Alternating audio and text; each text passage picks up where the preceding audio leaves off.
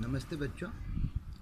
आज हम एक नया चैप्टर पढ़ने वाले हैं जिसका नाम है प्रतिरूप या आकृति बंध। इसके अंतर्गत हम संख्याओं पर आधारित आकृति बंध भी देखेंगे और आकृतियों पर आधारित भी आकृति बंध देखेंगे। लेकिन सबसे पहले हम संख्याओं पर बात करते हैं, जिसमें दो तरह की संख्याएं हम पढ़ेंगे। एक होंगी वर्ग संख्याएं और एक होंगी त्रिभुजीय संख्या। तो सबसे पहले वर्ग संख्या के बारे में बात करते हैं।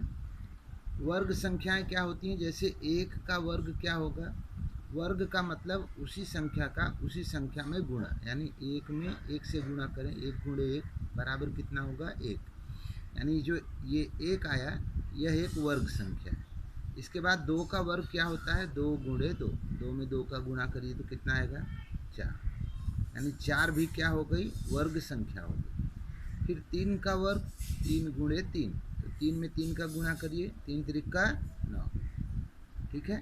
इसी तरह से चार का वर्ग, पाँच का वर्ग, छः का वर्ग, सात का वर्ग, आठ का वर्ग, नौ का वर्ग और 10 का वर्ग क्या होगा? 10 गुणे 10, यानी 10 में 10 का गुणा करिए, 10 दहा में 100।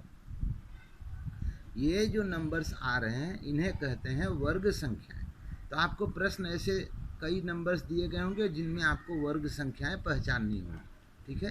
तो आप क्या करेंगे? 1 से लेकर 10 तक की वर्ग संख्याएं आप लिखेंगे इसी तरह से। 1 का वर्ग, 2 का वर्ग, 3 का वर्ग, यह आपको करना है। 10 तक लिख लेंगे, उसके बाद प्रश्न संग्रह पे जाएंगे तो आपको आसानी होगी सवाल हल करना। ठीक है।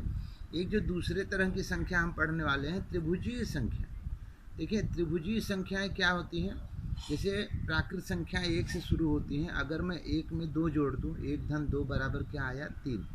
तो तीन एक त्रिभुजीय संख्या है, क्योंकि अगर मुझे एक त्रिभुज बनाना हो तो मुझे कम से कम तीन बिंदु चाहिए, 1 2 3।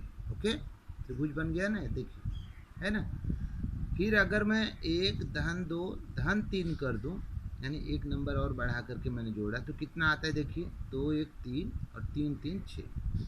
ये 6 क्या है? ये भी त्रिभुजीय संख्या है, क्योंकि अगर मुझे इससे बड़ा त्रिभुज बनाना है तो 6 बिंदु चाहिए होंगे। कैसे? देखिए, एक, ये हो गए 2 और ये हो गए 1 2 3। इस तरह से आप देखिए तो फिर से त्रिभुज बन गया ना।